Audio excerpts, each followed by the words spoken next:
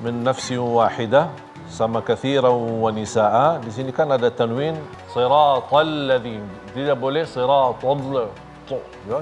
Bismillahirrahmanirrahim. Untuk Afiko, penampilan kali ini Masya Allah bagus. Coba baca Bismillahirrahmanirrahim lagi.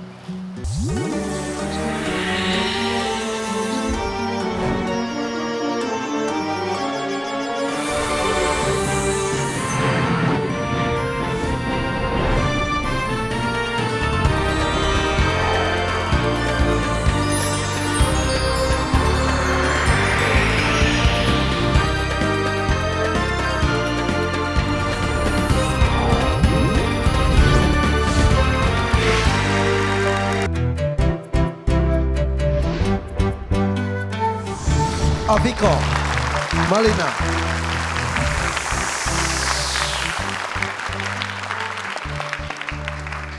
Boleh tepuk tangan sekali lagi untuk Afiko Malina, peserta terakhir kita hari ini.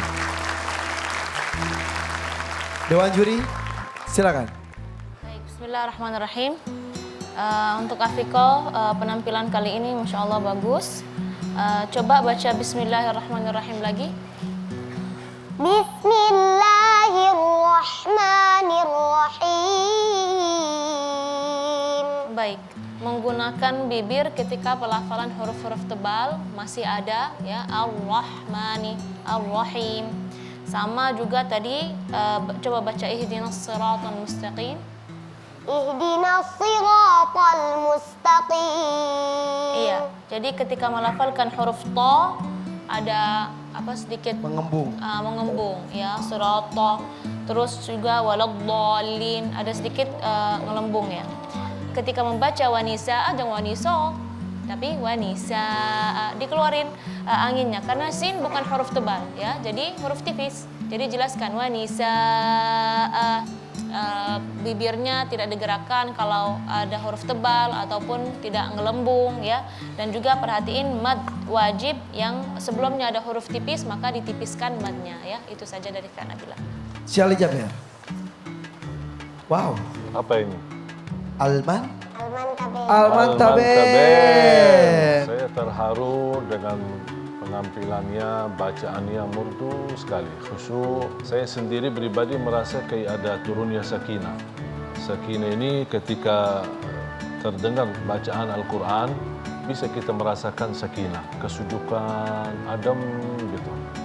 Ini terpengaruhi dengan kekhusyuan ketika kita membaca Al-Quran. Dan ini yang luar biasa dibawakan oleh Afika mulai dari awal sampai akhir. Terasa betul. Seperti dia bukan di panggung, bukan di acara, dia seperti lagi salat sendiri gitu. Hanya catatan saya, sebagaimana disampaikan juga Kak Nabila, jangan digerakkan bibirnya ketika mengucapkan selain 4 huruf. Ba, waw, fa, mim. Coba baca Bismillahirrahmanirrahim. Bismillahirrahmanirrahim. Luar biasa. Pintar. Ya, luar biasa. Pertahankan seperti itu ya, kunci ya. Ketika dia membaca min nafsin wahidah sama kathiran wa nisaa, di sini kan ada tanwin, habisnya tanwin waw kan? Hukumnya apa? Tanwin setelahnya datang waw, idgham ya, idgham bi gunnah. Tapi ketika dia membaca min nafsin wahidah tidak memberikan haknya waw. Min nafsin wahidah. Padahal ketika dia baca kathiran wa nisaa bagus. Tolong disesuaikan. Min nafsin. Jadi wawnya terlihat ketika mengucapkannya. Huruf ta, baru latihan huruf ta. Coba at. Ya, bagus. Jadi siratal ladzin. Tidak boleh siratal. Ya. Dan semestinya kamu lebih mengatur nafas. Kalau merasa ayatnya ini ada madnya, ada lagi kepanjangan, kemudian harus mengatur nafas yang cukup supaya tidak tergesa di sini. Luar biasa Afika. Terima kasih Syali Jaber. Samad Al-Misri. Bismillahirrahmanirrahim. Kalau untuk Afika hari ini insya Allah ajib. Tapi ada beberapa catatan yang saya ingin jelaskan. Wanita ketika sholat wajib menggunakan kaos kaki atau menutup kakinya ketika sholat menurut jumhur fuqaha. Tetapi kata ulama, kalau menggunakan mukena yang panjang sampai ketutup walaupun tidak menggunakan kaos kaki itu masih diperbolehkan. Kalau seandainya terbuka ketika lagi sholat, tiba-tiba terbuka karena tidak menggunakan kaos kaki, karena pakai mukena dan lain, dan terbuka kakinya terlihat, sepakat ulama tidak membatalkan sholatnya, tetapi dianjurkan untuk mengulang sholatnya lagi. Kemudian tangannya aja, posisi tangan ketika ruku' afiqah tadi. Coba ruku' lagi. Allahu Nah, Akbar. afiqah tadi terlalu merapatkan tangannya. Ruku' langsung. Nah, ini kan perempuan kan boleh merapat, ya, tapi tidak begini seperti yang tadi kamu lakukan pertama, ya, cukup begini, jelas. Nah, kayak gimana? Nah, betul, tidak perlu merapatkan tangannya begini, ya, biar ketika kita ruku nyaman dalam gerakan sholat kita atau di dalam ruku kita. Jadi kaki tidak rapat, jari-jari pun tidak rapat ya. Iya. Tapi menggenggam erat ujung lutut seperti ini. Begitu ya? Betul. Seperti yang saya jelaskan tadi. Kemudian posisi ketika berdoa, betul. Posisi afiqah tadi, ketika lihat anak-anak kita tadi, peserta, semua duduknya tawarruk. Mazhab Syafi'i, kita duduk tawarruk seperti yang dilakukan afiqah tadi, seperti ini. Ini iftirash. Ini duduk seperti ini, namanya iftirash. Kalau mazhab Hambali bilang sholat yang 2 rakaat, semua kita duduk begini. Tapi kalau mazhab Syafi'i bilang setiap sholat 2 rakaat, 3 rakaat, 4 rakaat, duduknya tawarruk. Seperti yang di tahiyat akhirnya. Iya, tahiyat akhir. Ini yang dilakukan afiqah tadi adalah menurut mazhab Syafi'i. Dan di Indonesia pada umumnya seperti ini. Pakai begini karena Untuk kita tahiyat mazhab, akhir. iya, karena kita mazhab Syafi'i. Tapi ajib semua gerakan sholatnya. Gimana posisi kalau yang tidak mampu tawarruk? Yang tidak mampu Terlalu tawarruk, badannya Nabi besar. SAW pernah seperti ini dan Nabi pernah seperti ini. Ya, itu kalau apa? Nabi SAW pernah begini. Tapi kalau kita tidak mampu karena sakit, posisi mana aja boleh. Saya sering memperhatikan. Jadi dia mau tawarruk begini. Pertama kepalanya begini miring karena dia mungkin terlalu besar, Ya, jadi ya. kakinya sambil gini. Dia tahan. Celananya ke bawah, di belakang turun. Dan bajunya naik. Dia mau ikuti mazhab Syafi'i, Nggak bisa. tapi semua jadi kacau gitu. Auratnya ke belakang kebuka, kakinya tidak lurus. Bikin sempit tetangga. Iya. Jadi menurut saya, sebagaimana kata Syekh Ahmad, ini kembali kepada kemampuan. Kalau kita merasa tawarruk itu tidak mampu, bahkan membuat kita susah, apalagi mengganggu Yang orang sebelah. yang di samping kita, udah duduk apa yang kita mampu. Mau istirahat boleh, mau seperti ini boleh. Asal kita tidak boleh terlalu memaksa. Misal fanatiki mengikuti satu pendapat, tapi kita malah membuat salat kita batal atau bisa rusak. Misalnya kan? Ada lagi sering terjadi ketika posisi makmum datang belakangan. Dia tidak menemukan bacaan Al-Fatihah, imam sudah baca surat, makmum datang belakangan dia baca Al-Fatihah. Imam sudah ruku', dia masih iyyaka na'budu wa iyyaka nasta'in. Saya sering memperhatikan dia masih terus baca Al-Fatihah. Dipercepat. Ya, dipercepat. Imam sudah sami Allahu liman hamidah, dia masih ghairil maghdubi 'alaihim waladdallin. Amin. Baru dia ruku'. Kemudian padahal imam sudah ruku', sudah berdiri. Sudah letak i'tidal dari ruku', tapi dia baru dia ruku'. Menurut saya di sini sudah menjadi masbuk. Ada hadis dalam Sahih Muslim, "Idza kabbara al-imamu fakabbiru." Apabila imam itu takbir, maka kita ikut takbir. Wa idza qara'a fa ansitu. Apabila imam itu baca, maka kita wajib mendengarkan. Maka dalam salat jahriyah, kalau imam baca dan kita tidak datang belakangan masbuk, kemudian kita tidak dapat Al-Fatihah, kita nggak perlu baca, nggak apa-apa. Menurut sebagian mazhab sudah di-backup oleh imam. Mumpung masalah bab sholat. Ketika berjamaah, ketika imam dan makmumnya hanya satu orang, posisinya seperti apa? Posisi ini Syekh Ali imam, Ya. karena lebih tua. Ini Syekh Ali ya. Ini Syekh Ali lagi Ya. sholat sendirian Ya, beliau. ya. Saya menyusul, sunnahnya saya di sebelah Syekh Ali langsung. Ya. Ya.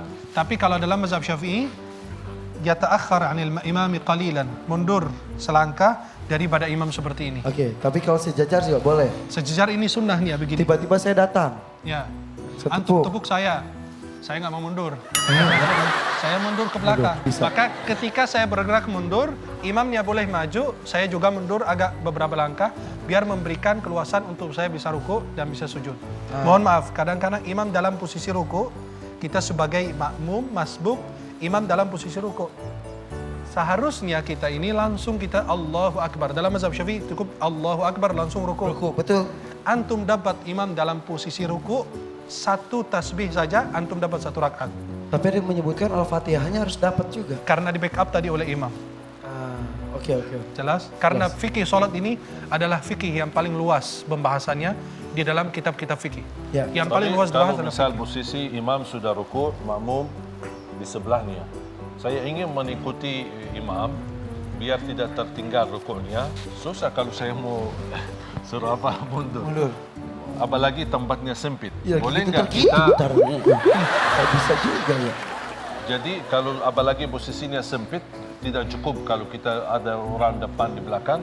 Tidak apa-apa orang yang datang belakangan yang ketiga, dia bisa di posisi kiri imam. sebelah kiri, Jika seperti ini. tempatnya tidak Saya memungkinkan. imam, Ya. Saya Syekh datang Ali nih, di sebelah belakang kanan. kita tembok. Ya. Ada kita di sini. Boleh, Boleh. seperti ini. Walaupun lagi sholat berjamaah, kemudian saya cari di tempat saf nggak ada tempat, boleh saya maju mencari tempat sebelah imam. Jelas? Oke. Imam boleh maju juga, saya. Iya. Di depan imam ternyata ada posisi, imam Boleh yang maju. maju. Imamnya Iya, yang maju, iya. Imamnya yang maju. Abi mau ikutan? Iya. Tapi udah selesai sih, Bi. Iya. Gini kan, bentar. Oh iya. Gini. Jadi Syekh, kalau seumpama dia masuk ke masjid, ternyata softnya penuh Syekh. Dia nyelek sini nggak bisa Syekh, nyelek sini nggak bisa Syekh. Terus dia tepuk temannya supaya menjuru ke belakang. Tidak perlu. Ini banyak yang terjadi. Nggak, itu Gimana? tidak perlu. Kata ulama, menurut fikih, itu dia telah menzalimi orang yang ada di saf depan sampai disuruh mundur. Maka ini jadi khilaf ulama. Yang pendapat yang kuat, kalau ada tempat masuk, kalau tidak, sholat di belakang sendiri. Jadi Sendiri. katanya Sendiri. ditemani setan. Tidak, sama sekali tidak. Yang Tetap saf. terlarang sengaja. Orang sudah ada posisi, tapi dia tidak mau maju. Karena malas atau apa, dia mau di sini. Atau kadang-kadang saya sering melihat saf di depan masih ada luang untuk kita ini. Sengaja deh. Jadi banyak seperti itu. Ada sebuah catatan penting untuk kita semua. Kalau saya lagi di saf pertama, kemudian sholat berjamaah, saya batal wudhunya. Ya. Saya akan melewati saf-saf yang lain. Ya. Kata ulama, boleh kalau sholat berjamaah. Sholat lewat di belakang makmum. Karena ada dalam hadis Sahih Bukhari dari Ibnu Abbas. Ibnu Abbas lewat di antara saf, tidak dilarang oleh sahabat. Kecuali satu yang nggak boleh dia lewat. Kalau di depan imam, nggak boleh dia lewat. Karena imam... Sebentar. Pegel ya, nak. Sini. Gak apa-apa. Duduk sini. Semangat Nabila. Ya, oke. Nih, dia mengatakan kalau saya sholat pada waktunya afdol. Akhirnya dia karena safar, kena macet di jalan, akhirnya dia zuhur, asar, maghrib sudah nggak kebagian sholatnya karena dia nggak punya wudhu. Terus kemudian kata dia wudhu lebih afdol, dia nggak tayamum, Syekh. Nah ini kondisi seperti ini sering kali terjadi. Tidak Bisa boleh. di kendaraan juga padahal ya. Tidak boleh. Kalau dia mau naik kendaraan dan dia tahu macet dan lain, mengambil wudhu dari rumah dan boleh sholat di dalam mobil sesuai dengan kemampuan kita. Maka tidak boleh kita duduk kecuali kalau kita tidak mampu berdiri. Tidak boleh ruku kecuali kalau kita tidak mampu ruku gitu dan seterusnya. Tapi di perjalanan ada sholat dalam perjalanan kan, Syekh? Di Safar. mobil, di pesawat Ada. gitu. Sholat orang sakit ada dan ada sholat di dalam kendaraan juga ada. Kalau kita lagi sholat, saya mampu berdiri, tapi nggak bisa ruku atau tidak bisa sujud, boleh. Yang berdiri boleh, kemudian pas ruku duduk, dan sujud juga duduk. Dan sujudnya lebih rendah daripada rukunya. Oke, itulah. Intinya salat tidak boleh ditinggal. Iya. Betul, perbedaan intinya ada benar. tapi ini sholatnya yang tidak boleh tinggalkan. Mau jama', mau kasar, mau ada wudu, tidak ada air, ada tayang. Tidak ada uzur bagi orang muslim yang tidak salat. Sudah cukup Bapak-Bapak? Kembali lagi, Iya. pulang kampung. Terus pulang kampung silakan. Terima kasih ilmunya. Alhamdulillah. Teman-teman Afiko juga katanya tambah semangat menghafal Al-Qur'annya dan dari jauh sana memberikan semangat untuk Afiko di sini. Irfan kasih rekamannya ya. Yuk, ini dia nih. Assalamualaikum Afrika, apa kabar? Semangat ya, buat Malinau bangga. Anak-anak, kita doakan Nafika, mudah-mudahan selalu sehat dan selalu menjadi inspirasi Kabupaten Malinau. Amin. Alhamdulillah. Tuh, banyak yang mendoakan kamu ya. Alhamdulillah, Afiko kamu sudah melewati tantangan ini juga hari ini. Hebat banget kamu.